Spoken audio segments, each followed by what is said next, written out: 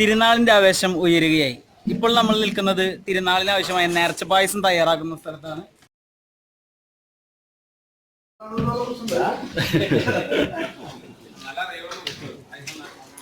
പ്രധാനമായിട്ട് നമ്മുടെ നേർച്ച പായസത്തിൽ ഉപയോഗിച്ചുകൊണ്ടിരിക്കുന്നത് അരി, നെയ്യ്, ശർക്കര, പിന്നെ അതിൻ്റെ രുചി കൂട്ടാനായിട്ട് ഏലക്കായ, ചുക്ക് എന്നീ സാധനങ്ങളൊക്കെയാണ് നമ്മൾ മെയിനായിട്ട് ഉപയോഗിക്കുന്ന ഇൻഗ്രീഡിയൻസ്.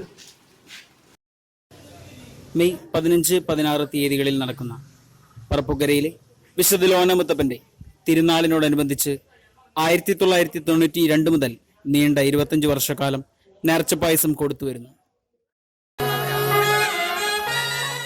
ഏകദേശം എത്ര ടിന്നോളം നമ്മളിപ്പോ തയ്യാറായിട്ടുണ്ട്? ഏകദേശം 22,000 നേർച്ച പായസത്തിന്റെ ടിന്നുകളാണ് ഇപ്പോൾ നിലവിൽ നമ്മൾ തയ്യാറായിരിക്കുന്നത്.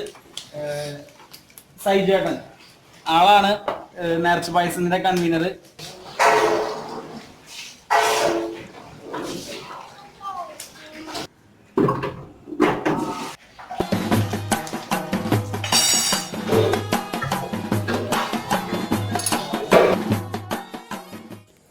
അണിയറയിലെയും അരങ്ങിലെയും കാഴ്ചകളും പറഞ്ഞു തീരാത്ത തിരുനാൾ വിശേഷങ്ങളുമായി നമുക്കിനിയും കണ്ടുമുട്ടാം.